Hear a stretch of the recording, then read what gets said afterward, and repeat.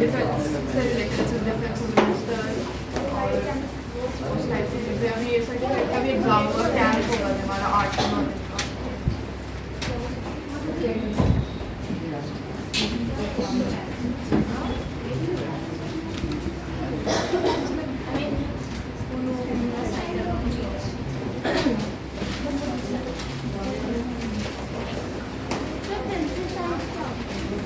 बनाना निर्माण,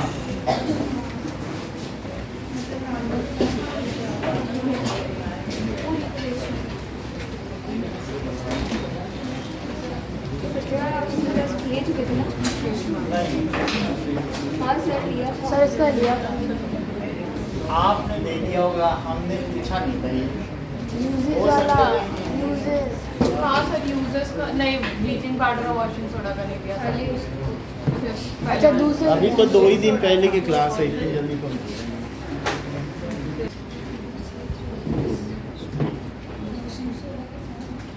okay.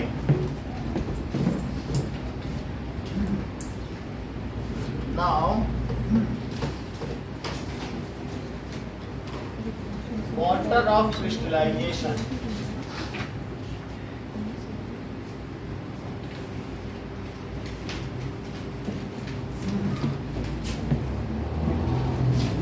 that is necessary molecules of water required. The number of molecules of water required per formula unit of ionic compound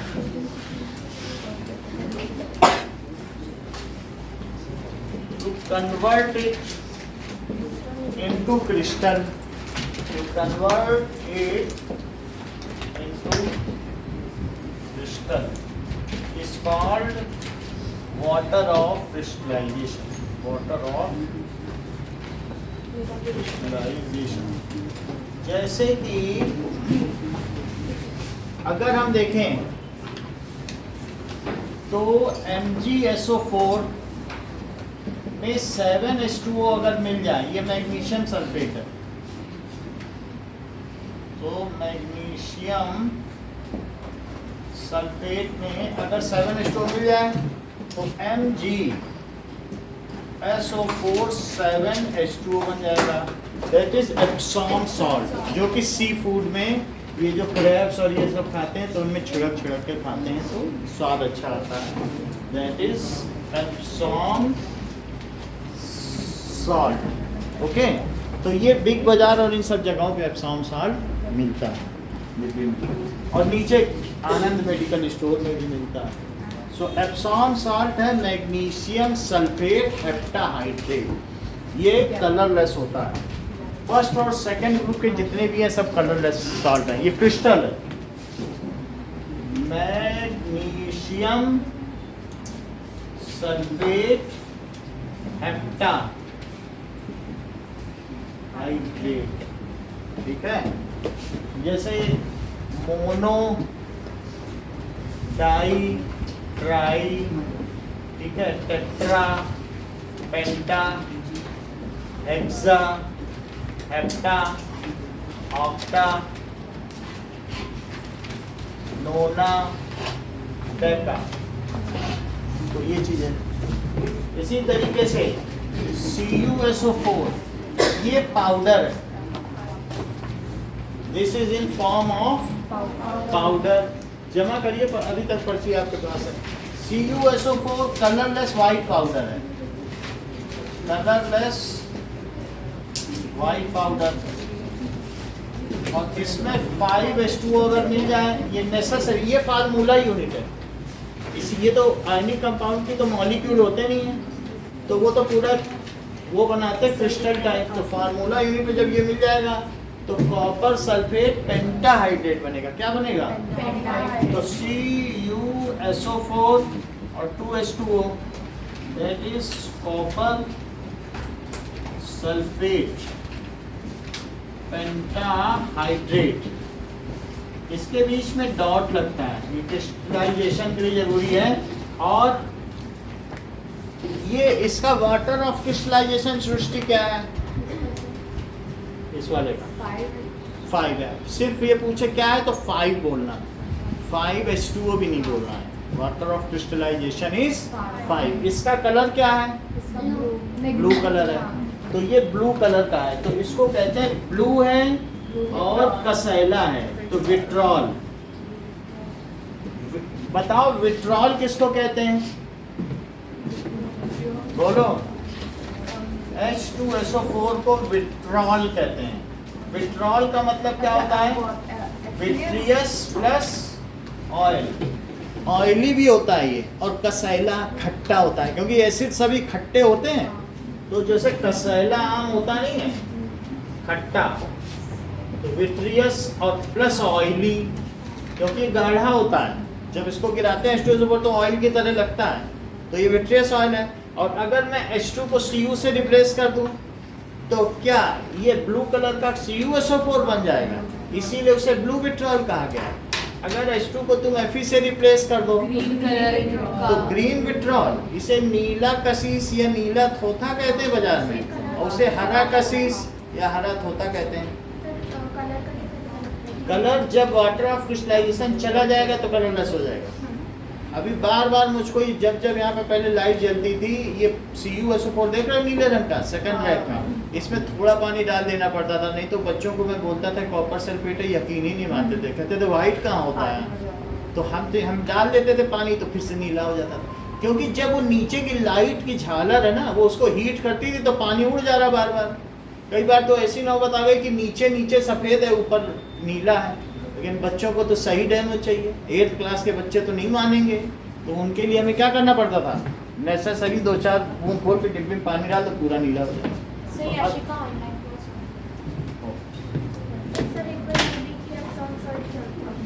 एप्सॉन salt कुछ नहीं है, MgSO4 7H2O है, बस ये salt है, जैसे आप कॉमन सॉल्ट खाते हो हाँ वही है।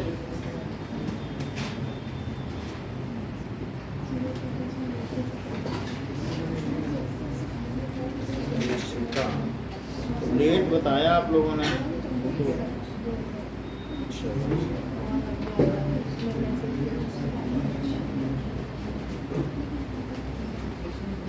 वो भी फोन नहीं किया।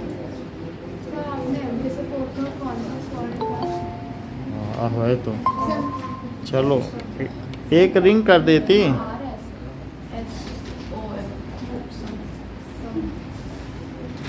चलो नाउ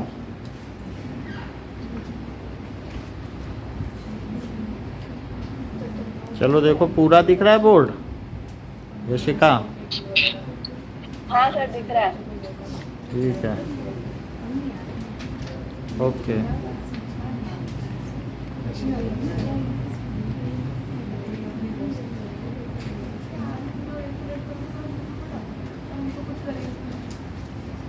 ओके नाउ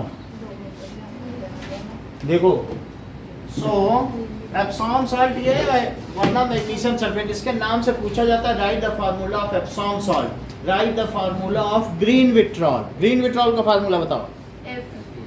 FeSO4 और 7H2O। जिप्सम का फार्मूला बताइए, उसमें 2 वाटर ऑफ क्रिस्टलाइजेशन चाहिए, बोलो। ही नहीं हो, बोलो। हाँ बोलिए। CaSO4 क्योंकि क्रिस्टलाइज हो गया ना जिप्सम, तो इस तरीके से ये देखो CaSO4 कैल्शियम सल्फेट है, अगर ये 2 वाटर ऑफ क्रिस्टलाइजेशन ले ले तो क्या बना देगा 2H2O। तो हाफ H2 तो ऑलरेडी रहता है, आप रहे न रहे मतलब कैल्शियम सल्फेट को पानी दे दो तो भी वही चीज बन जाएगी। So that is calcium sulphate. तो मैं अभी तो यही बोल रही थी, आपने तो पूरा बोलने का मौका ही नहीं दिया। तो अच्छा कर देते। Now this is calcium sulphate बाइहाइड्रेट।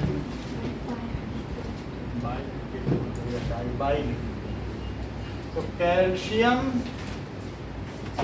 Sulphate by hydrate. अच्छा, तो इसको क्या कहेंगे? जिप्सम। तो ये जिप्सम हार्ड मास है, ठीक है। और ये जबकि कैल्शियम सल्फेट है तो इसके नेसेसरी वाटर ऑफ क्रिस्टलाइजेशन 2 हुए। अब देखो FeSO4 कितने वाटर ऑफ क्रिस्टलाइजेशन लेता है अभिषेक? 7 तो 7 वाटर ऑफ क्रिस्टलाइजेशन लेकर के FeSO4 और 7H2O, तो दैट इज फेरस सल्फेट। 2 की वैलेंसी इसलिए फेरस लिखा है, और हेप्टा हाइड्रेट। कैसे पता लगेगा कि कौन सा आयरन यूज कर रहे हैं? कौन सा क्या है? FeSO4 ये 2 माइनस है, ये 2 प्लस है, और ठीक होने के लिए चार्ज सही तो है। सॉरी, वैदिक में Fe2SO4 होल थ्राइस होता है। अच्छा, तो ये हो गया, इसका नाम क्या है? Green vitriol. ग्रीन विट्रॉल, हलाकसीस, ठीक है। अब ये देखो Na2CO3 अभिषेक, हाँ 10H2O, 10H2O इसमें ये देगा तो क्या बनाएगा? Na2CO3 10H2O, washing soda. Washing soda. Abhishek, इसका केमिकल नेम बताओ।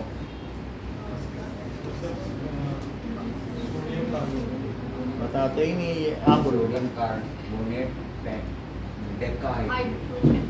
तो सोडियम कार्बोनेट डेका हाइड्रेट, इतनी बात हो गई। तो इसमें 10 वाटर मॉलिक्यूल है। तो अगर ये कहा जाए आर क्रिस्टल ड्राई, तो इसका यहाँ पर दिया है crystal of salts really dry, so no, if we heat them then the traces of water. मान लीजिए आपने हीट किया तो यहाँ ड्रॉपलेट्स आ जाएंगे क्या, पानी की बूंदें। तो इससे क्या पता चलेगा? They lose their crystalline form and become amorphous, powdery हो जाएंगे। पाउडरी हो जाएंगे तो फिर भुरभुरे हो जाएंगे, और फिर वो पानी फिर से यूज ले करके क्रिस्टलाइज हो जाएंगे। तो इस तरीके से जैसे वहाँ पर कॉपर सल्फेट ऐसा है, लेकिन अगर हम क्रिस्टलाइज करें तो ये धीरे धीरे क्रिस्टल बदल जाएगा। अब इसमें कॉपर पर रस्ट लग गया, अदरवाइज ये कॉपर सल्फेट का ग्रीन, ये ब्लू क्रिस्टल था, तो इस पर ग्रीन रस्ट लग गया। तो वो तो आप लोगों को मालूम है कि रस्ट किस फॉर्म का लगा है? See copper carbonate copper hydroxide का रस्ट। रस्ट तो आपको मालूम है ना कॉपर पे क्या होता है, यही तो रस्ट, ग्रीन रस्ट। तो वो लग गया, हम इसे विनेगर से साफ करेंगे फिर से चमकदार हो जाएगा। तो अदरवाइज यही है ब्लू क्रिस्टल। ब्लू क्रिस्टल है ना, तो ये चीज़ है। वो जिप्सम के नीचे क्या लिखा है? जिप्सम एक हार्ड मास है, बहुत क्रिस्टल है। तो वही जो जिप्सम है उसी से तुम पीओपी में फूल बनाते हो पंखे के चारों तरफ, तो वही चीज़ है। अब देखिए, सो हम क्या कहेंगे? क्या जो क्रिस्टल्स ऑफ साल्ट है वो ड्राई है कि वेट है? बोलो मनीष। बता भी नहीं रहे, कह रहे ड्राई है। यहाँ पिक्चर बना दी, ये आधा सुनते ही नहीं है लग रहा है। तो are the crystals of salt dry? No, because they contain water of crystallisation. पूरे बोर्ड में यही पढ़ा है। ड्राई कैसे बोल रहे हो? किस सिद्धांत के आधार पर बोल रहे हो? They contain water of crystals, contain water of crystallisations, they are not dry. If they are heated then they lose their water of crystallizations, become amorphous. ये सब कुछ नहीं सुना अभी तक आपने, लगातार तो बोल ही रहा हूँ। So that is भुरभुरे हो जाते हैं, फिर वो पाउडरी फॉर्म में जाते हैं, और फिर साथ में वो हाइग्रोस्कोपिक है, एटमॉस्फेयर से पानी भी सोख लेते हैं। तो देखो, क्रिस्टल्स ऑफ साल्ट्स कंटेन, आपके बुक में फिगर बना है, कंटेन्स वाटर ऑफ क्रिस्टलाइजेशन। ऐसे लिखने में लगेगा जैसे कॉपर सल्फेट छू रहे हैं और इसको मैं रब कर रहा हूँ टॉवेल से, अरे ये बिल्कुल सूखा है। आप कहोगे हाँ हाँ ये तो ड्राई है। ड्राई नहीं है, उसके अंदर पानी फंसा हुआ है। जब उसको हीट करोगे वो उड़ जाएगा, और आपके ये जो टेस्ट ट्यूब है उसमें चारों तरफ वाटर वाटर हो जाएगा। तो इस तरीके से contains, so these are not dry, these are not dry। ये लिख सकते हैं they contain definite amount of water of crystallisation. समझ में आई? हर एक का तो अपना अपना है, किसी में 5 है, किसी में 7 है, किसी में 10 है, किसी में 2 भी है। So they contain fixed amount of water of crystallisation. They are not when they are heated तो क्या होगा, water is evaporated and they become like powder, तो वो अपना कलर भी लूज कर देते हैं। व्हेन और फिर वाइट हो जाएंगे। व्हेन दीज आर हीटेड, अगर मान लो इनको हीट कर दिया जाए तो क्या होगा, heated then they lose water of crystallisation. Sir अगर ऐसा कोई एक्सपेरिमेंट आता है कि प्रूव करो कि ये ड्राई फॉर्म में होती है, लिक्विफाइड है, यही है, तो ये लिक्विड नहीं है, मतलब इसमें वेटनेस है, इसमें वाटर है, which appears in the walls of test tube, which तो कहाँ के, एक्टिविटी कर सकते हैं, मतलब लिख सकते हैं। हाँ तो यही पूछा जाएगा कि क्या क्रिस्टल डाई है, which appear on walls of test tube. आपकी बुक की ही हर लाइन इंपॉर्टेंट है, आप चाहे कितने भी बहुत ऊपर भी चले गए ना, तो चाहे आप IAS भी बन रहे हो तो 7th 8th 9th 10th का ही पूछेगा, क्योंकि इसकी क्या आपने हर लाइन पढ़ी, वो ये देखना चाहता है कि सर, 11th कितनी 12th शिद्दत से पढ़ी है, बहुत बेसिक चीज पूछता है वो, तो इसलिए आपको ये छोटी छोटी चीज उसी बुक को बार बार पढ़ोगे तो कई चीजें निकलेंगी, और हम यहाँ बताने को तैयार हैं आपको कुछ भी पूछना हो तो। So they contain water of crystallisation. तो क्या पियानी ये ड्राई हैं जो क्रिस्टल्स हैं? सर ये ड्राई नहीं है। अच्छा, आप मुझे एप्सॉम साल्ट का क्या केमिकल नेम बता सकती हैं? सर MgSO4.7H2 वो तो फार्मूला है, केमिकल फार्मूला, नेम बताओ। Magnesium sulphate heptahydrate. Neha, washing soda का केमिकल नेम। सोडियम आना, sodium carbonate heptahydrate. Sodium carbonate heptahydrate. Sodium carbonate heptahydrate. ठीक है। आप मुझे ब्लू विट्रॉल का केमिकल नेम बताओ।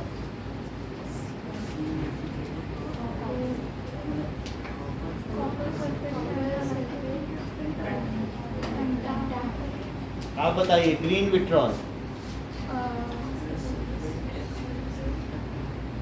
दूसरे के बारे में तो खूब बता रही थी, green vitriol. Iron sulphate heptahydrate. Iron sulphate hepta, ठीक है। जिप्सम, फेरस सल्फेट भी बोल सकते हैं। दोनों आयरन टू सल्फेट। अगर मान लो स्टॉक नोटेशन बता दी, हाँ बोलो। कैल्शियम सल्फेट बाय चलो, डाइहाइड्रेट नहीं बोले। डाई में बाई है, बाई कर दिया। डाई। अभी हम देख लेंगे केमिकल नेम, ठीक है, इसी तरीके से है। ओके, नाउ अब देखो, पाउडर फॉर्म में सारे वाइट रहते हैं। ये सब पाउडर फॉर्म में रहेंगे और वाइट भी हो जाएंगे। उसका 12th में आपको पता चलेगा कि क्यों कलर देते हैं। सिर्फ जाइए चलो, नाउ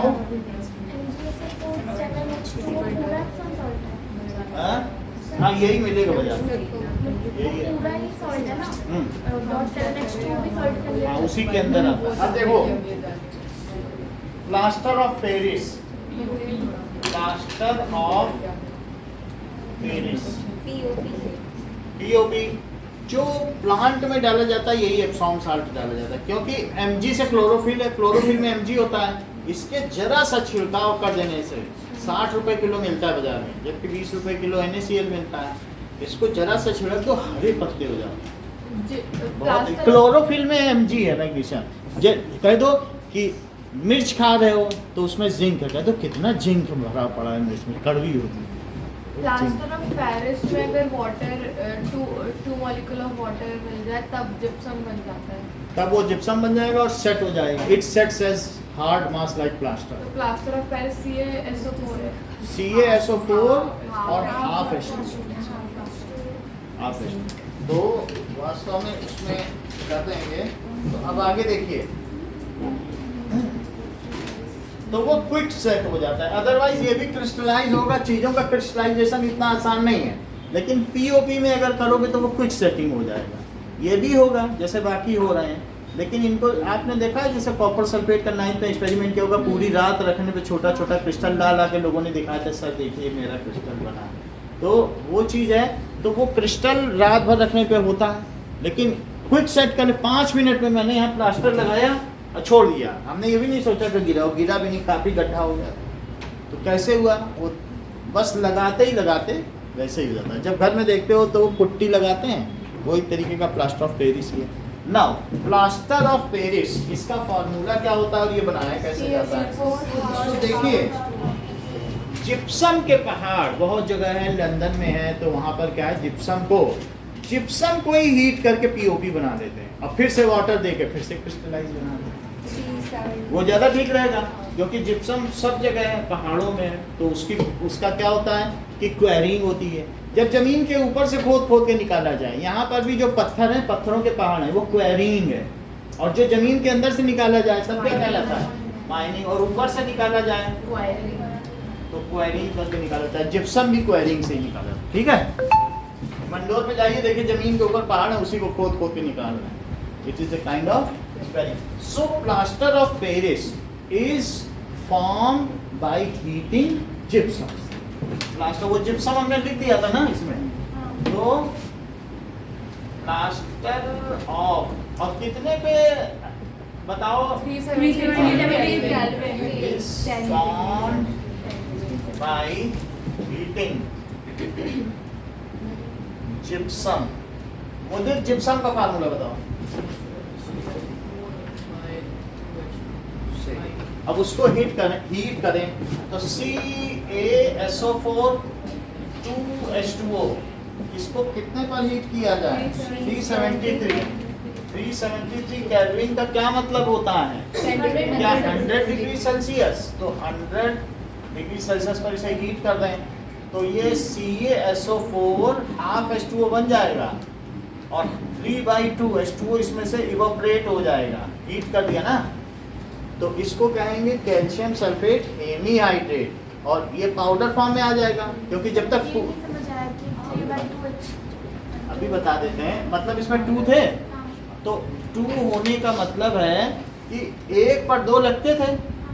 अब ये हाफ 1 पे लग रहा है, इसका मतलब है कि जैसे कैल्शियम सल्फेट है और 2 कैल्शियम सल्फेट है, तो 2 कैल्शियम सल्फेट के बीच में इनकी लिंकिंग H2O से हो रही, वही तो क्रिस्टलाइज कर रहा है।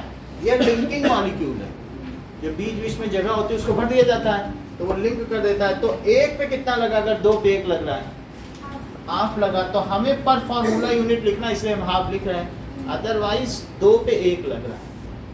समझ में आई बात की नहीं? तो अगर सब कुछ यहाँ डबल कर दो तो फिर तभी ये हाफ ही पर फार्मूला है। हमने बताया भी था कि that is what is the water of crystallisation, the number of water molecule used per formula unit of ionic compound while crystallizing it is called water of crystallization। तो 1 पे कितना लगा, हाफ, मुझे वही लिखना पड़ेगा। तो ये पाउडर हो गया और इसका नाम हो गया प्लास्टर ऑफ पेरिस। समझ में आ गई? व्हाइट पाउडर ना, उस दिन दिखाया था कि नहीं ला करके, व्हाइट पाउडर। तो दिस इज व्हाइट पाउडर, और इसको क्या कहेंगे, पीओपी। ओके, हाँ, एक पर यूनिट पे 2 है। जिप्सम में क्या होगा कि अगर जब क्रिस्टलाइज करेंगे, अब ये तो हमने हाफ करके दे दिया, तो ये पार्टिकल बन गए, इसके 2 पे 1 है, इसी पे टूट गया। लेकिन अगर मान लो तुम बहुत सारे CaSO4 को जोड़ना चाहते हो, तो उनके जोड़ने के लिए आपको फिर बहुत सारे लिंकिंग के लिए H2O भी चाहिए। जब हम इसके पूरे लैटिस को देखेंगे तो पूरे लैटिस में जितने जिप्सम होंगे उसके डबल वाटर मॉलिक्यूल होंगे पूरा लैटिस बनाने में, क्योंकि आपने इसे बीच से तोड़ दिया है ना। तो अगर मान लो उस पूरे लैटिस में, जैसे यहाँ पर हम देखते हैं कि जितने ग्रीन हैं, तो एक लैटिस की एक यूनिट है, तो ग्रीन कितने हैं और उसके साथ ग्रे कितने हैं, ठीक है। तो टोटल हम काउंट कर सकते हैं। लेकिन अगर मान लो ग्रीन, सबका यही नहीं होता है, 8 तरीके के लैटिस स्ट्रक्चर होते हैं जो उसमें नीचे दिए गए, ब्रेवाइस लैटिस स्ट्रक्चर। तो अलग अलग में अलग अलग number of water of crystallisation लगते हैं। सबका ऐसा ही नहीं होता है कि रॉक साल्ट स्ट्रक्चर बिल्कुल ऐसे ही हो। जब हम आगे चल के देखेंगे तो बहुत सारे स्ट्रक्चर भी पाए जाते हैं, तो उनमें अलग अलग स्ट्रक्चर्स में अलग अलग कैटायन और एनायन लगेंगे या अलग अलग मॉलिक्यूल लगेंगे। तो हम जब जिप्सम का स्ट्रक्चर देखते हैं तो वहाँ हर कैल्शियम सल्फेट के लिए 2 वाटर मॉलिक्यूल है। बात समझ में आई कि नहीं? तो इस तरीके से यहाँ पर कैल्शियम सल्फेट के साथ जब 2 वाटर मॉलिक्यूल पर एक के लिए लगेगा तब वो क्रिस्टल में बनेगा, और जब हम पानी निकाल देंगे कुछ तब वो किस में बदल जाएगा? पाउडर के फॉर्म में। तो इतनी बात समझ में आ गई। तो क्रिस्टलाइन के लिए अलग अलग चाहिए होता है, तो हमने इसमें से निकाल दिया है। पूरा भी निकाल सकते हैं लेकिन फिर वो उतनी जल्दी नहीं जमेगा। अभी हम आपके सामने थोड़ा सा प्लास्टर ऑफ पेरिस पानी में डालेंगे, बस हाथों हाथ देखते ही जम जाए। बात समझ में आ गई? वो भी हम करके दिखा देंगे। ये देखिए, so when gypsum is heated then it forms white powder. ठीक है, ये हार्ड मास है। अब आगे देखिए, और पीओपी खुद क्या होता है? जब भी अगर हम पीओपी को फिर से पानी दे दें तो फिर से जिप्सम बन जाए। ये it sets as plaster in 5 minutes. ये वाइट पाउडर होता है। एंड देखो, plaster of Paris, plaster of POP का केमिकल नेम क्या होता है? POP calcium sulphate hemihydrate, calcium sulphate hemihydrate. और plaster of Paris is white powder and when water is added in it it sets as gypsum. ये hard mass की तरह जम जाएगा, जिसे जिप्सम कहेंगे। जैसे मैं आपको इसके क्रूसिबल में डाल के दिखाता हूँ और ये तुरंत जम जाएगा। ये तो क्या है?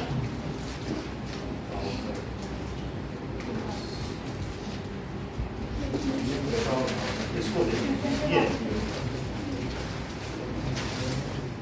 इसको पॉलीथीन में रखना पड़ता है, जिससे कि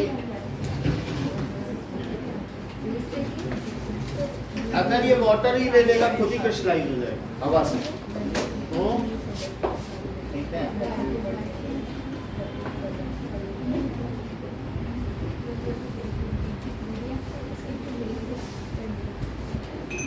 ये पोटेशियम नाइट्रेट और हम लोगों ने वो लिया था ना, दैट इज लेड आयोडाइड। तो ये पोटेशियम आयोडाइड बन गया था। अब देखिए, थोड़ा सा बचती है तो ये हमने ले लिया और इसको 10 रुपये का बिल्डिंग मटेरियल है। अब बिल्डिंग के लिए तो इतना पैसा कोई नहीं खर्च करेगा। बोरी ले लो तो 50 रुपये।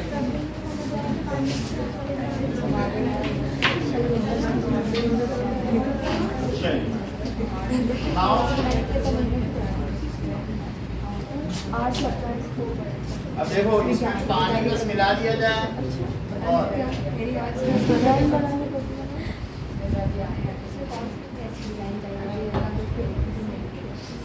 चिपका के ऐसे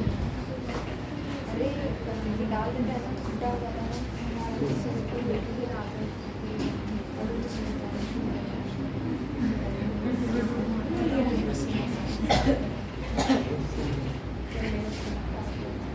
तो ये हमने इसमें पानी मिला दिया है, थोड़ी देर में ये सेट हो जाएगा। थोड़ा और किसी की बोतल में पानी है, लाओ थोड़ा डालो। आज तुम्हारे पानी बहुत मांग हो रही है, बस चलो सेट हो जाएगा,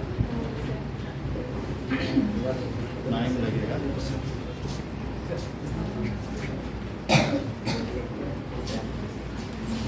उन्होंने ज़्यादा पानी डाला।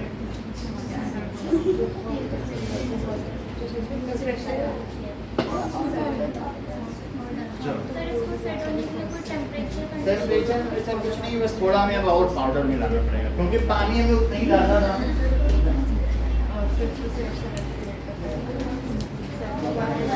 आधा घंटा कुछ मिनट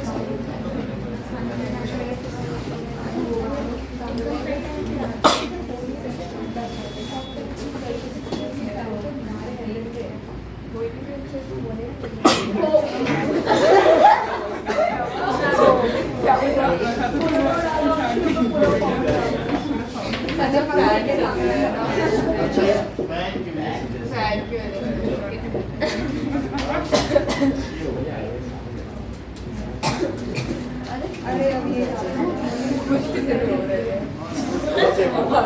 तो ये हमने इसको कर दिया है।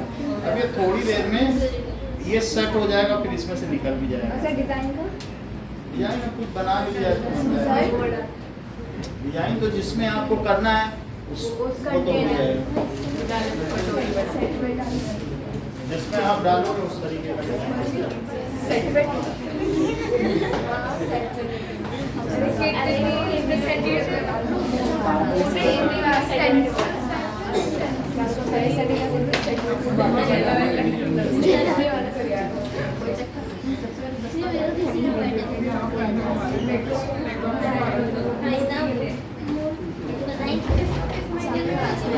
ये क्या है कि 5 मिनट बाद इतना हार्ड हो जाएगा कि आप इसको पेन से भी निकालो इतने। कोई बात नहीं, इसको कुछ करेंगे फिर हीट करेंगे, निकल आएगा। समझ में आ गई ना? ना अब देखो, सो ये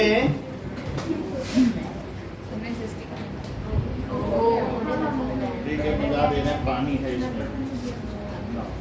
ये हमारी पीयूपी बन गई है। तो मैं इसको गोले में बना देता हूँ, तो उससे क्या होगा कि फिर एक बॉल बन जाएगी।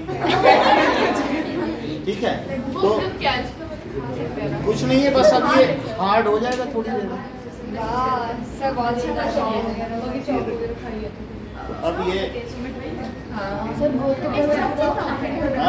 बस ये बन गया, अब थोड़ी देर में हार्ड हो जाएगा। सर फिर बॉल मुझे दे देना। सर चौक भी कैल्शियम सल्फेट होती है क्या? हाँ, बस ये देखो। हाँ, तो ये भी खा सकते हैं। इससे बिगड़ क्या लगेगी? ठीक है, इसके ऊपर से कुछ स्केल लगाएंगे तो चिकना हो जाएगा। ठीक है, इसको किसी चीज से माउंट करने में सही हो जाएगा।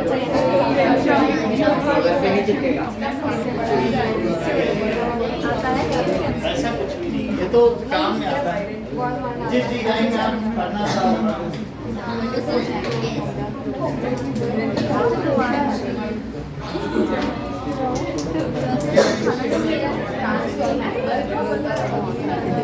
तो कहाँ जाता है? मेरा भी पता नहीं कहाँ जाता है। आपने कब देखा? वो दोनों लाइनें साथ में बैठती है, जैसे कॉटन की पट्टी लगाते हैं। हाँ, तो इसमें हमें कुछ करना नहीं, कुछ डिजाइन बनानी है क्या? कुछ नहीं, अपने आप ऐसे ही हार्ड हो जाएगा। हम लोग क्या करते हैं, जैसे इसी स्केल में लेकर के यहाँ पर लगा दिया, तो कहीं अगर टूटा फूटा है तो लगा दिया। समझ में आया कि नहीं? वो होता नहीं, एक लोहे की पट्टी से डिजाइन, किसी डिजाइन में सिलिकॉन में रख दो तो डिजाइन बन जाएगा। जैसे हमारे पास ऐसा है सिलिकॉन का।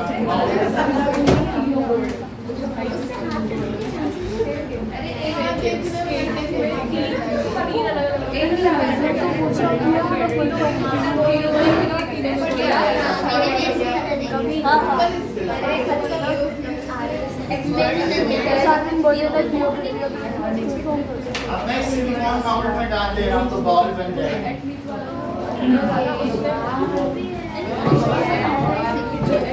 ठीक है, तो अब ज्यादा तो नहीं लिया, लेकिन हाफ बॉल तो बना ही दे। ठीक है, एक और फिर हो जाता है, फुल बॉल मिल जाती थोड़ी देर में जम जाएगा।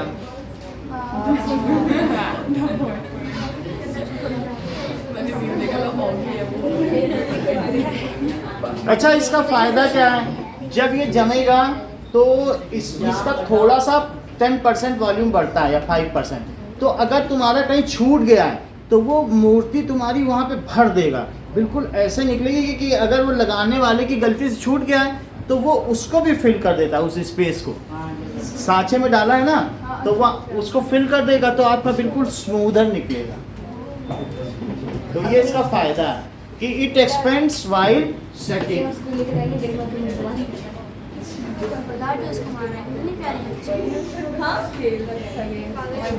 So these are silicone mouse।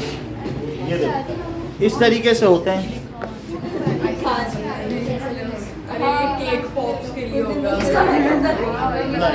तो ये सिलिकॉन के होते हैं, समझ में आया ना, सिलिकॉन मटेरियल है कुछ नहीं, बस ये ऐसा ओके। चलिए, so plaster of Paris is white powder. Okay, now see, it is white powder which, and on mixing in water,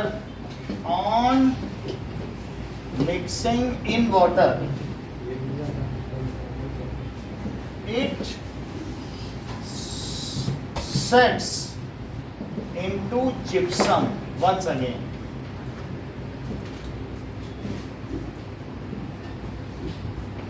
Which is hard mass.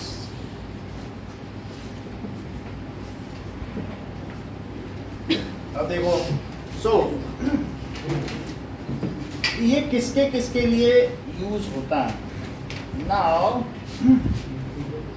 Sir gypsum ये- हार्ड मास होता हाँ देखो, अगर हम कहें इस सेंटेंस के लिए कोई भी एक ऐसा मास जो बहुत हार्ड हो, तुम्हारे देखा पंखे के चारों तरफ ये किनारे किनारे गार्निश लगी होती है कि नहीं? तो वो सब जो भी होती है वो पीओपी की होती है, घर में डिजाइन नहीं बनती है छत में। तो दैट इज CaSO4 और हाफ H2O।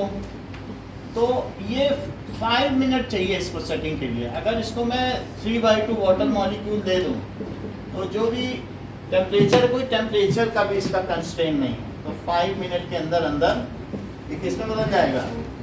तो CaSO4। अगर मैं 5 मिनट बाद इसमें कुछ करना चाहता तो नहीं कर सकता, वो वेस्ट हो जाता है। तो तुरंत बनाया जाता है, फिर लगाया, फिर बनाया, फिर बनाया। तो ऐसा नहीं कि बहुत सारा बना के नहीं रखना है, जितना यूज़ 5 मिनट में हो जाए उतना ही बना के रखना है। समझ में आया? तो वो लोग हाथ बनाते जाते हैं, रखते जाते हैं। So this is CaSO4 2H2O। तो ये फिर से क्या बन गया? पीओपी। बोलो, ये जिप्सम से पीओपी बनाया और पीओपी में पानी डाल दिया तो फिर क्या बन गया? जिप्सम। तो किसी के पैर में हाथ टूटा तो पट्टी बांधी और पीओपी लगाया, फिर पट्टी बांधी, फिर पीओपी लगाया, फिर बड़ा सा प्लास्टर तैयार हो गया। फिर वो बोला मेरा हाथ टूट गया सर, मुझे 10 दिन की छुट्टी चाहिए। हाँ वो बिल्कुल ठीक है। चलो अब ये देखो, तो ये किसमें बदल गया बताइए? जिप्सम। इसके यूज लिखो। तो यूजेस क्या हैं? पीओपी कैन बी यूज्ड, ठीक है, फॉर सेटिंग ब्रोकन बोन्स, जो टूटी हुई हड्डियां हैं, टू सेट फ्रैक्चर्ड बोन। अंदर की बोन कैसे क्योंकि तुम्हारी बोन है, बोन एक लाइव ऑस्टियोसेल्स है, उसका जो है मैट्रिक्स कंटिन्यूअसली चेंज होता है। तुम अगर उसको, वो टूट गई है, लटक गई पूरी तरीके से, तुम उसको वहीं रख करके वो लगा दो तो वो अपने आप उसका मैट्रिक्स बन जाएगा, वो आपस में जुड़ जाएगी। वो कुछ करना नहीं है, वो खुद ही जुड़ जाएगी। बस आप ये नहीं कि रोज हिलाओ डुलाओ, खत्म। फिर तुम्हारी जुड़ी हुई हड्डी रहेगी, उसकी कंटिन्यूअसली डिसॉल्व होता रहता है कैल्शियम, और फिर से नया कैल्शियम बनता रहता है। ये देखो, so POP is used to set, और किसके लिए? It is used to mould statues and toys. इसके खिलौने भी बनते होंगे, सीलिंग डिजाइन। हाँ, और साथ में ये बिल्डिंग मटेरियल भी है। It is used as building material, और सबसे ज्यादा तो इसका यूज बॉलीवुड में होता है। फटाफट बनाया स्ट्रक्चर और तोड़ ताड़ के चले गए वहीं छोड़ के गंदा करके। So it is used as, हम लोग मड आइलैंड में रहते थे तो वहाँ बहुत ये सब होता था, बनाते थे स्ट्रक्चर, एक दिन बन जाता था, वो पूरा महल बना देते थे और बस स्प्रे करके कलर कर दिया। मड आइलैंड में वहाँ पर थे लोग, पोस्टिंग सेट बन जाता था बड़े आसानी से, उनके पास सब फ्रेम रहते थे, और फिर तोड़ भी बहुत जल्दी 1 घंटे में टूट जाता। So it is used as building material, ठीक है कि नहीं? ऐसे गिरता नहीं है कि गिर जाए, बहुत हार्ड रहता है, सफिशिएंटली हार्ड रहता है। So building material. और तीसरी चीज क्या है? It is used to make statues. जैसे पहले, अभी तो बंद हो गया, पहले गणेश जी की प्रतिमा है, ये सब तो बनाने का, अब मिट्टी का बनता है, क्योंकि इन्वायरमेंट फ्रेंडली नहीं ना। पानी में डाल दिया पीओपी तो वो सब कैल्शियम होगा, तो एक्वेटिक लाइफ को क्या अच्छा है, तुमने ज़्यादा कैल्शियम सल्फेट दे दिया। So it is used to make sculptures and toys, statues लिख लीजिए आप। तो ये सारी चीजें बनाने के काम में आता है। Okay, so plaster of Paris expands on setting into gypsum, so it gives very fine finish. एक लाइन अगर कहीं एमसीक्यू आ जाए, so POP expands while setting into gypsum, तो जब ये जिप्सम में बदलेगा तो सेट एक्सपेंड हो जाएगा। So it gives very fine finish to the articles made, so it gives fine finish to articles made. अगर वो तुम्हारे हाथ में ढीली पट्टी भी बांधी गई है तो अंदर वो बढ़ जाएगा, बिल्कुल हाथ को टाइटली पकड़ लेगा, मजाल है ऊपर नीचे खिसक है ना, खूब अच्छे से पकड़ लेगा। अब देखिए, if calcium sulphate is heated beyond 373, तो तब क्या होगा बताओ? तो फिर वो बेकार हो जाएगा। सर एकदम 373 केल्विन में गर्म करना पड़ता है। हाँ, बॉइलिंग वाटर के अंदर डाल दो, फिर वो गर्म हो। तो बॉइलिंग वाटर का टेम्परेचर कभी भी उससे ऊपर नहीं जाता ना। तो पानी उबल रहा हो, उसके अंदर जिप्सम डाल दो एक बर्तन में, तुम्हारा टेम्परेचर कभी जाएगा ही नहीं ऊपर और काम भी बन जाएगा। Double boiling. हाँ, तो इस तरीके से इफ जिप्सम, ये क्वेश्चन भी आता है, is heated above 373 Kelvin, then it loses all water of crystallization. It loses all of its water of crystallization. और फिर उसके बाद क्या होगा? And called burnt plaster, which is of no use. हाँ, burnt plaster. Which is of no use. इसका फिर कोई यूज नहीं है। जैसे कि CaSO4 2H2O, और इसमें हीट above, इसको कहते हैं above 373, account the sign. So this is CaSO4 plus 2H2O. तो वैसे तो कैल्शियम सल्फेट इसका नाम है, लेकिन आपने जिप्सम से बनाया है तो कोई उपयोग होना चाहिए। किसी एक मजदूर की गलती से उसने फर्नेस का टेम्परेचर या डेसिकेटर का टेम्परेचर बढ़ा दिया होगा, और उसकी वजह से ये जो है किसी काम का नहीं रह गया, उसको नौकरी से निकाल लीजिए क्योंकि ये बर्न प्लास्टर बन गया। और ये जिप्सम है। Okay, now in text questions.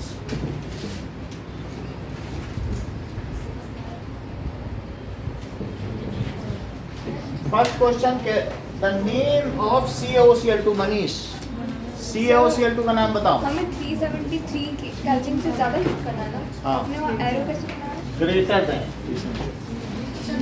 The temperature is greater than.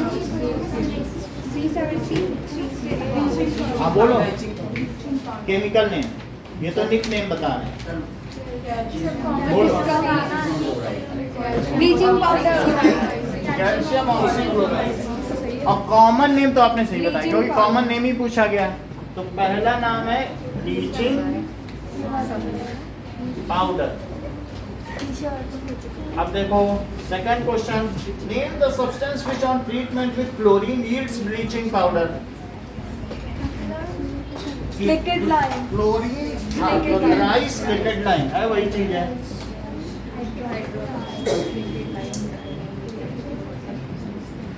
That is CaOH whole twice. Okay. Name the sodium compound which is used washing soda. for softening hard water. So, washing soda. Washing soda से अगर हम इसको treat करेंगे तो सारी calcium को उसमें से निकाल देगा। क्यों? क्योंकि वॉशिंग सोडा क्या है बताओ? Na2CO3 और हार्ड वाटर में क्या होता है? CaSO4। तो बताओ CaCO3 बन जाएगा क्या?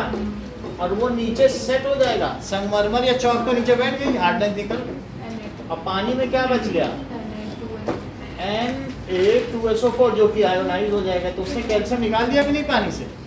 तो कैल्शियम किस में होता है? वाटर में। हमें कैल्शियम हटाना होता है क्योंकि वही हार्डनेस का कारण है। तो ये किस में है? In hard water. तो उसको उसने कैल्शियम कार्बोनेट जो कि चौक है उसके रूप में नीचे बैठा दिया। तो इस तरीके से what is the substance which is used for removing hardness of water? बेटा बताइए आप, क्या नाम है आपका? हाँ, पानी की जो परमानेंट हार्डनेस है तो उसको स्थायी कठोरता को हटाने का क्या होता है? When hard water is treated with washing soda, then the calcium and magnesium cations are removed from it and it becomes soft. Now it gives leather या foam with soap. अगर हार्डनेस नहीं हटाओगे तो वो झाग नहीं देगा, वो चिपचिपा सब्सटेंस बन जाएगा सोप डालने, चलो चिपचिपा बन जाएगा। ठीक है कि नहीं? तो क्या चीज हमने बोली? When washing soda is treated with hard water, तो क्या किया इसने? बोलो, वॉशिंग सोडा यही है। तो एक कैल्शियम कार्बोनेट बन जाएगा जो कि ये चीज है मार्बल। तो पानी में रह सकता है कि नीचे बैठ जाएगा? बैठ जाएगा।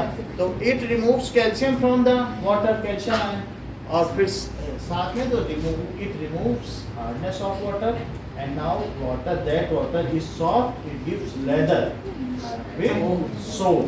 रिपीट करो पूरा। When hard water is treated with washing soda, it makes CaCO3 which settles down in water and softens the water by removing Mg plus ion and Ca plus ion, 2 plus ion. Ca2 plus ion, and then the water gives foam and leather with soap. सही बताया, पूरा सही बताया। So washing soda, if समझ में आ गई बात ना? If washing soda is treated with hard water, then it removes hardness. Sir वो जम गया क्या? क्या? देख लेंगे जमा हो गया, थोड़ा और सोच लेंगे। जमने के बाद CaCO3 में पानी कहाँ है?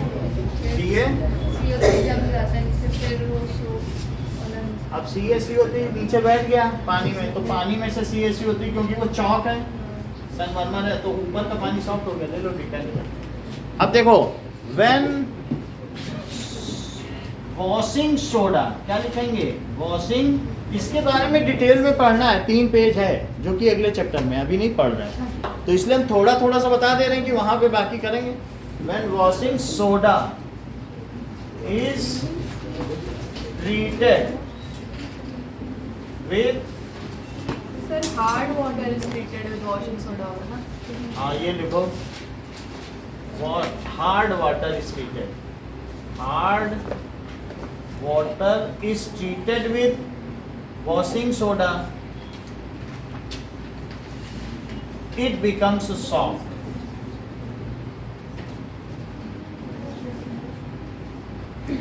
तो ये सॉफ्ट हो जाता है। अगला क्वेश्चन देखिए,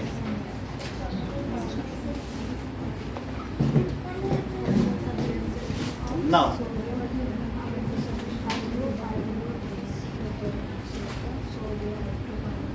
okay,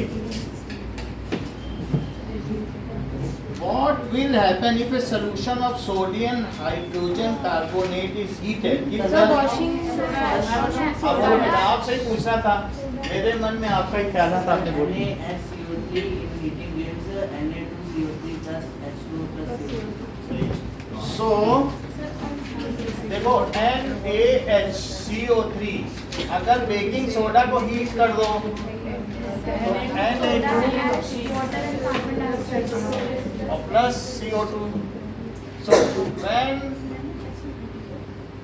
baking soda is heated, it gives us, ये क्या देगा? A सोडियम कार्बोनेट लिख दो क्योंकि वो उस कॉन्टेक्स्ट में शायद ना पूछ रहा हूँ। Sodium carbonate along with heat किया है तो वाटर वेपर होगा एंड CO2 गैस। ठीक है, अब चलो देखें, right an equation two show the reaction between POP and water. तो ऐसा हम लोगों ने लिख लिया है, that is CaSO4 half H2O। क्या यही POP है? Calcium sulphate hemihydrate. और इसके साथ हमें आना किससे रिएक्शन कराना होगा? कितना? हाँ सही। तो 1.5 भी लिख सकते हो, 3/2 भी लिख सकते हो। बुक में 1.5 लिखा है क्या? सही है। तो दैट इज CaSO4 2H2O जो कि जिप्सम है। सो राइट एन इक्वेशन, तो ये इसकी रिएक्शन हो गई। एक्सरसाइज में आइए, क्वेश्चन नंबर 9। 8 हो गया है ना? तो एक्सरसाइजेज में 9 क्वेश्चन देखो कि 5 सॉल्यूशन ABCDE हैं। ABCDE that is 4 1 11 7 9। तो इसमें कौन सा न्यूट्रल है? So that is neutral is D। फिर पूछ रहा है strongly alkaline। alkaline तो C का सबसे ज्यादा है। strongly acidic E हो गया। weakly acidic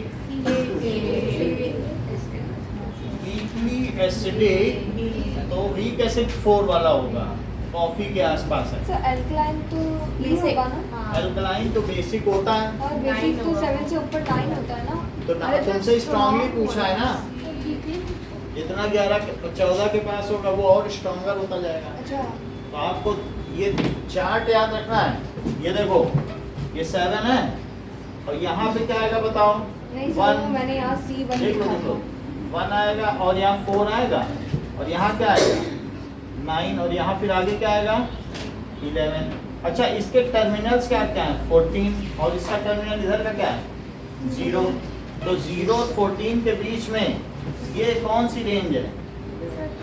ये एसिडिक। और ये कौन सी रेंज है? बेसिक। और ये एसिडिक। तो आप क्या बताएंगे? एसिडिटी इधर बढ़ती जाती है ना, तो ये strong acid, weak base, strong base. सही बात है कि नहीं? यहाँ पे 1 8 लिखा था। अब देखो वीकली एल्कलाइन कौन सा दिख रहा है बताओ? Weekly alkaline that is E9 वाला। और ये कौन सा था? Weakly acidic. सही है। सर वीक एसिड कहाँ से कहाँ तक होता है? वीक ये सब 3.5 से ठीक मिड पॉइंट ले लो। 3 पॉइंट, इसका मिड पॉइंट क्या है? 10.5। तो यहाँ से यहाँ तक वीक है और यहाँ से यहाँ स्ट्रॉन्ग। तो क्या 10.5 से पहले आ गया है 9 और ये 10.5 के ऊपर है? ये 3.5 से इधर आया तो क्या होगा? और ये 3.5 के इधर आया तो ये स्ट्रॉन्ग हुआ और ये वीक। यही रेंज है मिड पॉइंट इन दोनों को जोड़ के। सब कितना होगा? 18 होगा ना, 14 ऐसा मिड पॉइंट है ये। क्योंकि टोटल 7 का गैप है ना, तो 3.5 जोड़ दिया। 7 का गैप है तो मिड पॉइंट क्या होगा? 3.5 पे होगा कि नहीं? और यहाँ भी ऐसे ही किया नहीं, 0 से 7 की। बोलो अगला क्वेश्चन देखिए। सर इसमें हाइड्रोजन आयन की कंसंट्रेशन तो आपको मालूम है कि ये इधर ही सबसे ज्यादा है। फुल है। फुल का मतलब है 10 to the power 0। तो वन क्वेश्चन में अरेंज द पीएच क्वेश्चन ने दिया है। ऐसा दिया है? हाँ। क्या दिया है? Arrange the pH in increasing order. तो जैसे जैसे एसिडिटी बढ़ती, अरेंज द पीएच एसिडिटी कम होती है in increasing order of hydrogen ion concentration. तो बोलो increasing 11 9 7 4 1 order of increase in H plus ion concentration, H plus concentration. तो यहाँ बताओ, तो हम अरेंज कर रहे हैं सबसे कम किस में है 11 और उससे ज्यादा 9 7 4। तो हमें ये ना लिख करके बल्कि हमें ABCD के बारे में लिखना है। 11 किसका है? तो ये तो pH है, लेकिन हम वो जो सब्सटेंस है उसके नंबर के हिसाब से लिखे ना, अल्फाबेट के हिसाब से। तो वो क्या हुआ बताओ? C E D A B। समझ में आ गई बात? जिसको और अच्छा करना है तो H प्लस आयन की कंसंट्रेशन इसी में कन्वर्ट कर देना। H प्लस आयन की कंसंट्रेशन तो ये 10 टू द पावर -11 और इसमें क्या कर ले -9, ये 10 to the power -7, 10 to the power -4 और 10 टू द पावर -1 और यहाँ लिख ले मोल पर लीटर। करने की जरूरत नहीं है, आपका यही आंसर है, बस ऊपर वाला भी नहीं, यही वाला। ठीक है, समझ में आ गई? चलिए 10th क्वेश्चन देखो।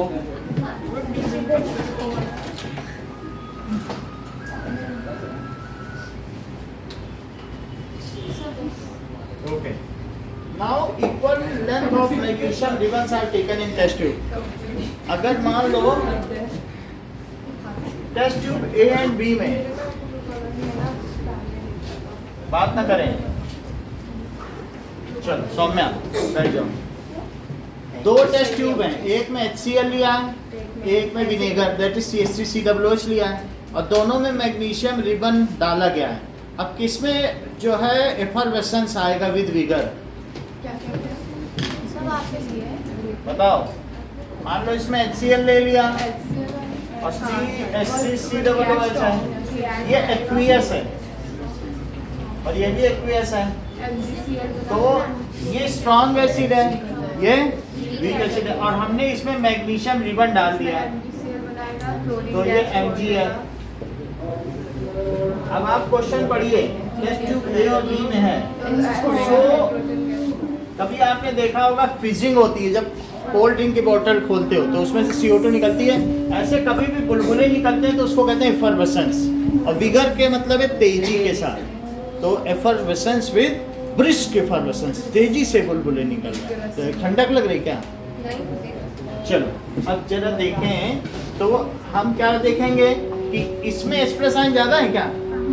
तो अब हमारे पास मैग्नीशियम का रिबन है, सो अब Mg प्लस HCl, ये डिसोसिएट ज्यादा होगा और डिसोसिएट अगर ज्यादा होगा तो क्या होगा? MgCl2 और प्लस H2 बना देगा और वही H2 के बबल्स क्या ऊपर चढ़ेंगे, तो ऊपर चढ़ेंगे, वही तो फिजिंग है। तो हम क्या कह सकते हैं कि HCl is a strong electrolyte, strongly टूटेगा, वहाँ Cl अवेलेबल है, तोड़ना भी नहीं पड़ेगा। यहाँ पहले तोड़ो फिर रिएक्शन करा, दोनों की रिएक्शन है, वो आपके काम की नहीं है। मैं फिर भी बता देता हूँ कि Mg इससे भी रिएक्ट कर सकता है और Mg और किससे रिएक्ट कर सकता है बताओ? अच्छा, कभी भी जो acid when reacts with metal they release hydrogen gas and make the corresponding salt. तो बताओ अम्मी यहाँ पर कौन सा सॉल्ट बनेगा? आप बोलो साक्षी। तुम तो हर चीज जानती हो। CH3COO क्या बहुत ज्यादा पढ़ाई करती हो? That is H2। बोलो बात सही है। सो इसका नाम बताओ सृष्टि। रुक जाओ, इन्हीं को बताने दो ना, पता तो चले। हाँ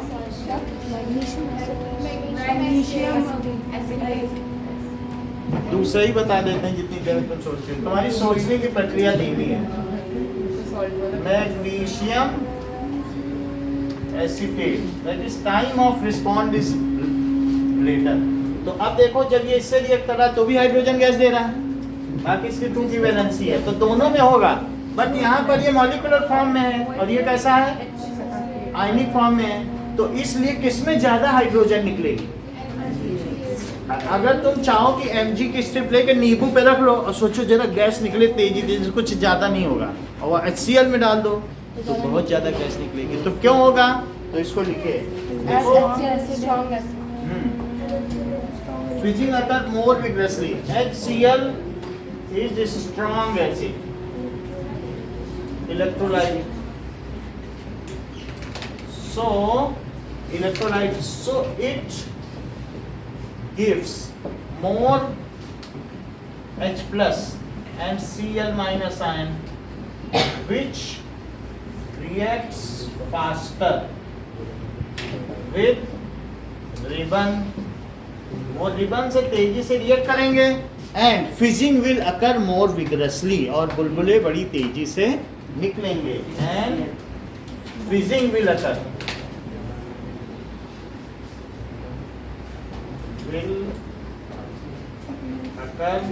मोर विगरसली।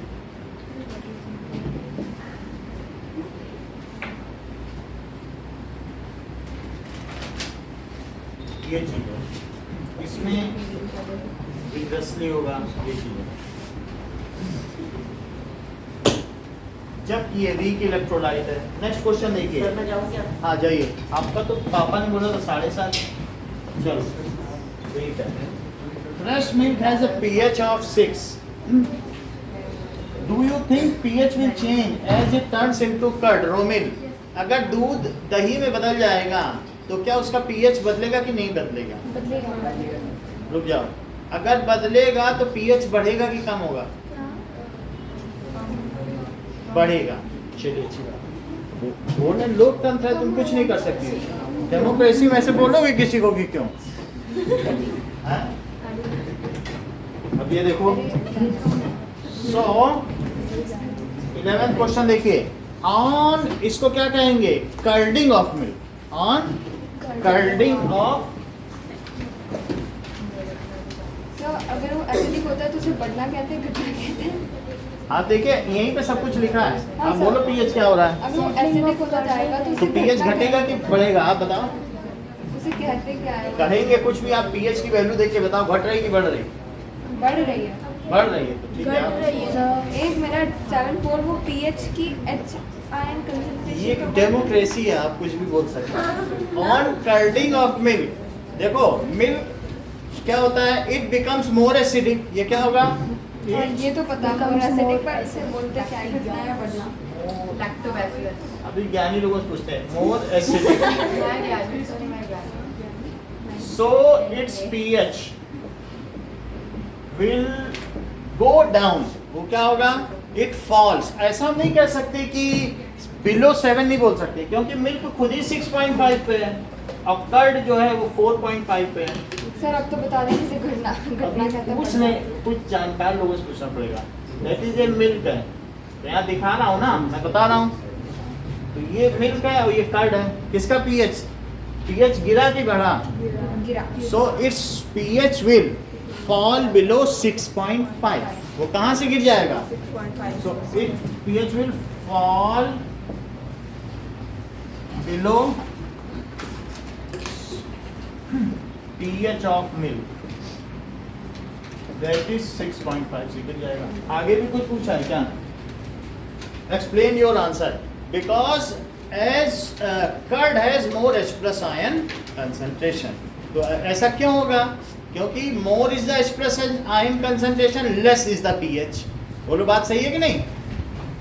As इसमें ऐसा पूछा, how do you think the pH will change as it turns into curd? ये लिखेंगे कि it becomes more acidic. it falls below, it decreases.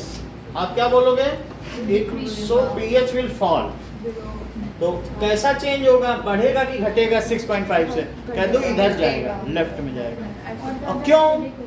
Because it's H plus ion concentration, milk खुद ही acidic है और curd और acidic है। Its H plus ion concentration increases, so its pH will decrease. As its H plus ion concentration decreases, increases, तो क्या होगा बोलो? Increases, so pH decreases, तो इसका पीएच घट जाएगा। अब आगे देखिए, पर सर कर्ड ज़्यादा एसिडिक रहेगी ना मिल्क से, क्योंकि उसका टेस्ट घट गया। कर्ड ज़्यादा एसिडिक रहेगी तो उसमें एसिडिक होने पे आप यहाँ देखो कि बोलो H+ आयन कंसंट्रेशन किधर बढ़ रही है, H+ आयन कंसंट्रेशन इधर बढ़ रही है और पीएच किधर बढ़ रहा है, तो ये अपोजिट चलते हैं क्योंकि ये निगेटिव एक्सपोनेंट है ना। तो अगर मैं यहाँ H+ करूँ तो 10⁻⁻14 है और ये 10⁻0 है, तो H+ जब बढ़ रही है तो पीएच घट रहा है। ये तो आप जानते ही हो ना कि 0 पीएच बहुत एसिडिक होता है, और क्या HCl स्ट्रॉन्ग कंसंट्रेटेड HCl तो जीरो भी जाता है पीएच 0 10⁻0 1 मोल। जब आप 36.5 ग्राम HCl को 1 लीटर पानी में मिलाते हो तो 0 pH। 1 मोल मिला दो तो 10⁻0 1 मोल पर लीटर है ना, 0 pH। और 10⁻⁻14 मोल पर लीटर, वो तो कितना गया गुजरा pH। अब देखिए अगला question 12। A milkman adds a very small amount of baking soda। अगर मान लीजिए उसने दूध में बेकिंग सोडा मिला दिया, तो बेकिंग सोडा कैसा होता है, बेसिक होता है। क्वेश्चन का आंसर दो। Why does it shift the pH of fresh milk from 6? अगर वो 6 कह रहा है तो 6 ही लिखो, जो वो दे रहा है ना वो का ही लेके चलना है। यहाँ भी 6 कर दो, सही है, बोलो। so that milk does not get acidic and get sour or spoiled because Sir, bacteria bacteria have bacteria acid bacteria ingredient। बोलो अंशिका बोलो। Bacteria will produce an acidic medium, so it will increase the pH level of milk and it will not make milk basic for and for long time. सही है, Basic. So bacteria start चलो। to produce. So So the Milkman. milk stays fresh for long time milkman and will not adds, get spoiled. ये क्या करेगा, देखो milkman adds baking soda in milk to shift its pH above 6 से ऊपर कर देगा and make it basic, make it, baking soda का 9 होता है pH, माइल्ड, ये माइल्ड बेसिक है। कैसा होगा, माइल्ड बेसिक है, 9 की बात की गई है। तो वो अगर डालेगा तो थोड़ा बहुत तो बढ़ा ही देगा ना मिल्क का, तो बेसिक बना देगा उसको, क्योंकि झाग आता है, ज़्यादा सोडा डाल देगा तो फेना आने लगेगा तुम्हारे दूध में, कपड़े धो लो। That is and make it basic. He does so, ये ऐसा क्यों करता है, बैक्टीरिया जो लैक्टोबैसिलस बैक्टीरिया वो क्या करता है, बैक्टीरिया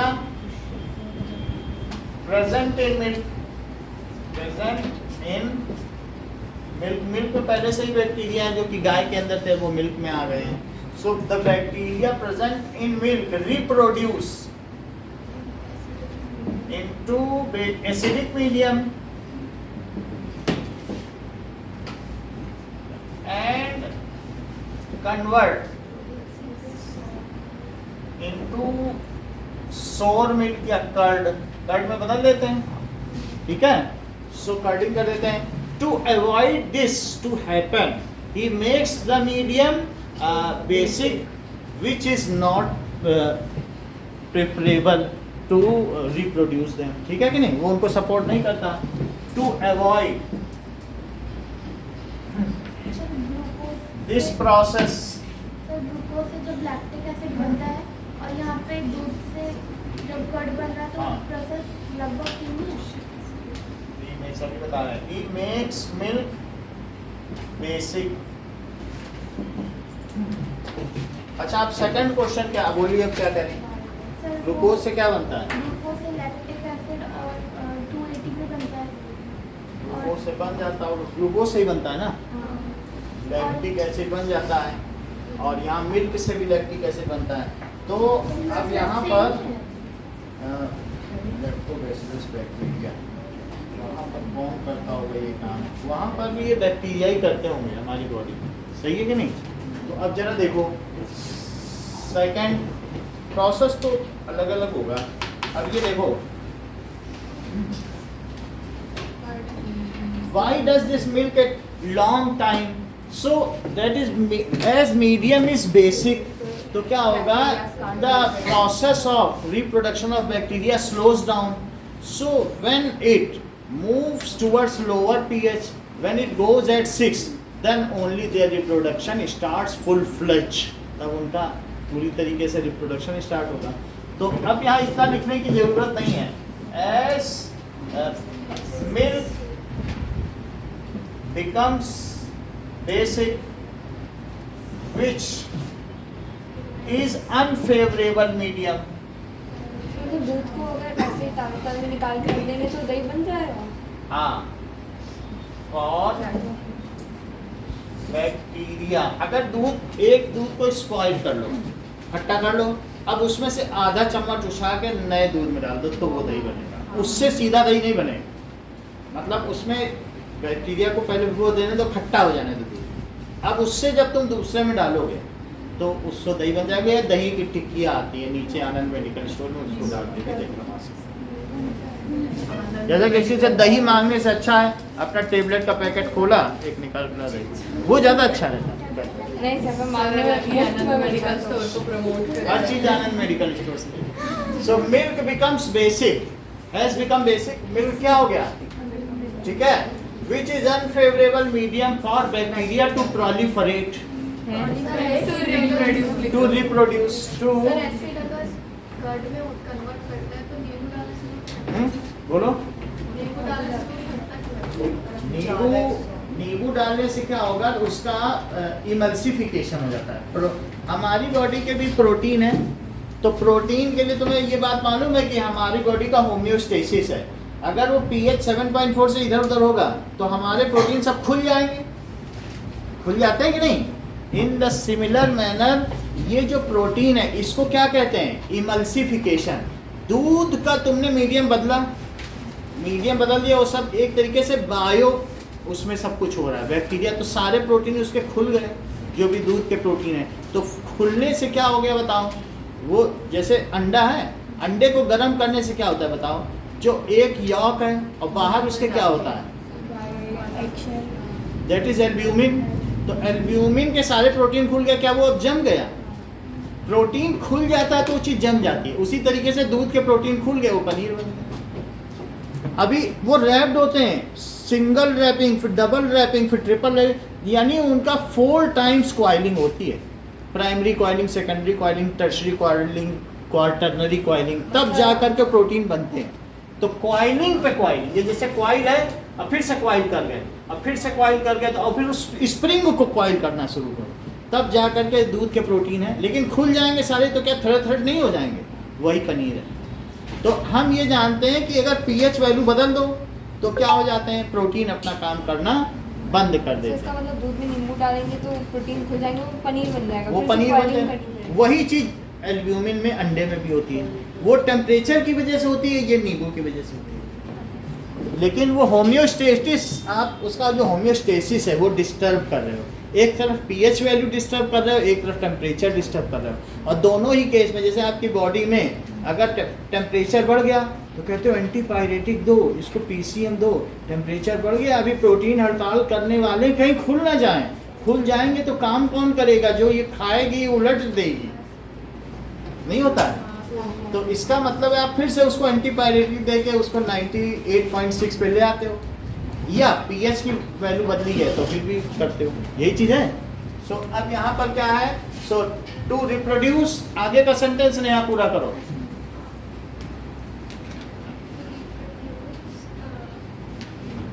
बोलो Arpita. and slow down the process and bacteria cannot so the milk do not get sour and So, ये क्या स्लो डाउन वाला ठीक है? Takes a long time. अगर उसमें तुम दही डालोगे तो जो 3 घंटे में दही जमनी चाहिए वो रात तक नहीं जमेगी, क्योंकि उस दूधिये ने उसमें बेकिंग सोडा मिला दिया, उसी ने गड़बड़ की है।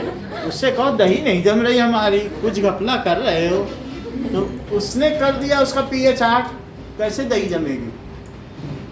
और पता चला बेकिंग सोडा, हमने तुमसे पहले भी कहा था कि जो फौज के लोग होते हैं वो क्या डिटर्जेंट पी पी के वापस आ जाते हैं, उनको हाजत हो जाती है। तो जब तुम ऐसा ये वाला झाग वाला दूध पियोगे तो तुमको लगेगा हाजत हो गई। हाजत का मतलब लूज मोशन, बोलोगे बेकिंग सोडा ज़्यादा। तो यही बात है कि नहीं, अब वो डिटर्जेंट ही डाल दे रहा तुम्हारे दूध में, झाग ही झाग, तो उस दूध को पीने से क्या होगा, loose motion. So that is for bacteria to reproduce, ठीक है। और इसके अलावा जो दूसरी चीजों में या पराग की पैकेट में पैकिंग होती है उसमें बैक्टीरिया को ये ठीक करेंगे, जैसे पास्चराइजेशन, जैसा कि इन्होंने कहा है कि 70 डिग्री तक हीट करके जल्दी कूल डाउन कर दो तो सारे बैक्टीरिया मर गए, अब ना रिप्रोड्यूस होने के लिए बचे ना उनको, अब तुरंत पैक कर दो। तो अगर आप पास्चराइज, जितने भी पैकेट बाजार में अमूल के या किसी के सरस के ले रहे हो सब पास्चराइज है, 70 तक हीट करके जल्दी से कूल डाउन कर दो तो उसमें बैक्टीरिया मर गए और पैकिंग कर दो। अब ना बैक्टीरिया रहा ना दही 4 दिन तक बेचो, ठीक है। एक है होमोजिनाइज्ड, कहेंगे पास्चराइज्ड भी दे दो, होमोजिनाइज्ड, जैसे अगल बगल कोई खड़ा हो सौम्या तो तुम उससे बोलो कि होमोजिनाइज्ड, तो तुम और दुकान वाला समझ गया कि मलाई निकाली हुई है, और ऐसे बोलो मलाई निकाला, कहेंगे है गरीब है। बिना मलाई का दूध ले रहे, हम तो मलाई फुल क्रीम लेते हैं।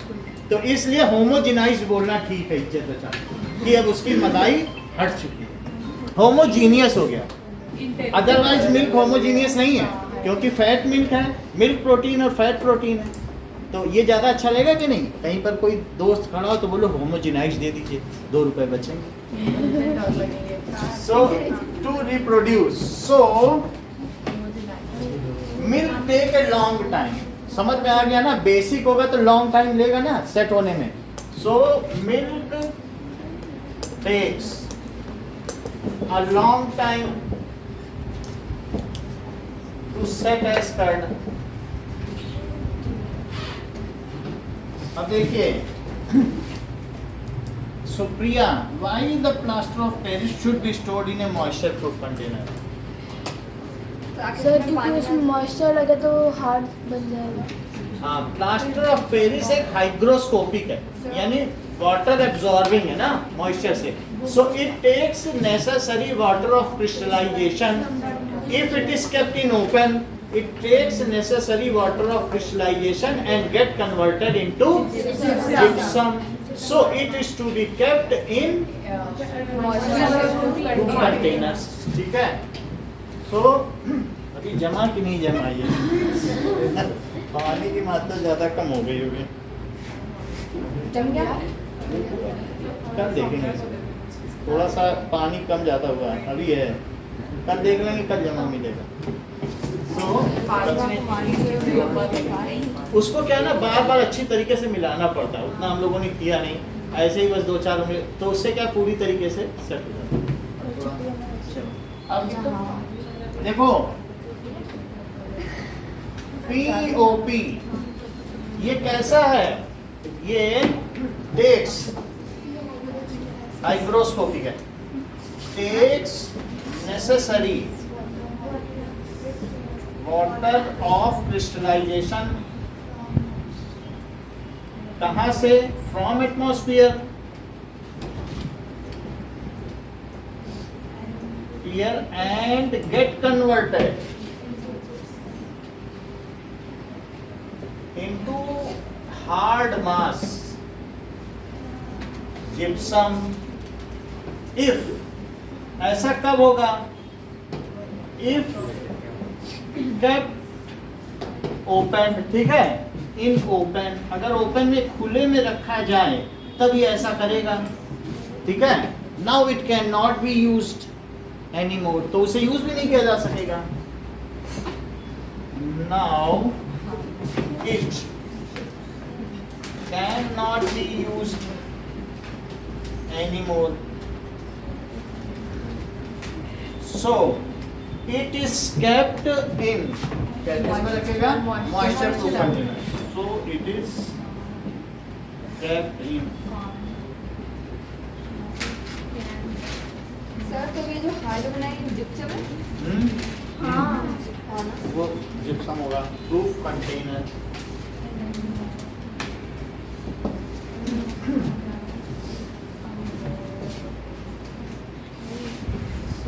दो तीन थैलियों में रखा जाएगा। कोई ऐसा तो नहीं कि एयर टाइट कंटेनर 10 रुपए की चीज़ को तुम 50 रुपए का कंटेनर तो लगाओगे नहीं। बस प्लास्टिक की बोरियों में रख दो या पॉलीथीन में डाल दो, 2-3 पॉलीथीन में। सस्ती चीज़ है ना वो। बस एक क्वेश्चन और बचा है। अब देखो दो नए नीचे वाले पेंटिंग 14 पे देखिए, what is the neutralisation reaction, give 2 reaction. तो व्हेन बोलो, The acid reacts with base, they neutralize each other and react form salt and water. Neutralisation. HCl अब plus कह रहे हैं NaOH लिखो। गिव 2 एग्जांपल बोलो। HCl plus NaOH और sir NaCl plus water.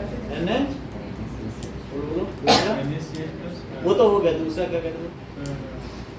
QH plus चलो ठीक है, वो अच्छी लिख दिया, सही है। 2 ही तो एग्जांपल देने हैं ना, तो एक लिख देना NaOH plus HCl। So neutralization reaction की हाँ? what is neutralization? What is neutralization? When acid reacts with base, then they neutralize each other and produce salt and water. ये लिख सकते हो। ठीक है ठीक है ठीक है। NaCl plus H2O। तो यही तो होगा neutralisation reaction. Acid reacts with base, then they neutralize each other to produce salt and water। यही लिखना है, salt and water। अब जरा देखो दूसरा, MgOH whole twice। और मान लीजिए इसको आपने पी लिया, मिल्क ऑफ मैग्नीशिया, तो आपके स्टमक में जो HCl है, अगर एक्सेस एसिडिटी है MgCl plus वो H2O. न्यूट्रलाइज हो जाएगी, MgCl2 और plus 2H2O बन जाएगा। These are 2. Give 2 important uses of washing soda और baking soda। इसको कि हम लोगों ने कर लिया, कुछ चीजें आपसे करवाएंगे। अब टाइम अच्छा अब टाइम हो गया, चलिए। ये अब कल आप लोग 10:45 आएंगे, yes sir. जिसमें मैथ्स करेंगे, ठीक है? इनका करा देते हैं 15 को एग्जाम। इसका नहीं है सर, दोनों का साथ में होगा। नहीं प्लग का कल स्कूल में। सीरियसली? कल मैथ्स करा देंगे, सो फिर डिस्टर्ब नहीं होगा। तो फिर भी साइंस में ज़्यादा पीछे है, कंट्रोल एंड कोऑर्डिनेशन हो गया। उसका भी देखना पड़ेगा ना, और नया अभी ओम्स करना तो कुछ आ ही नहीं रहा।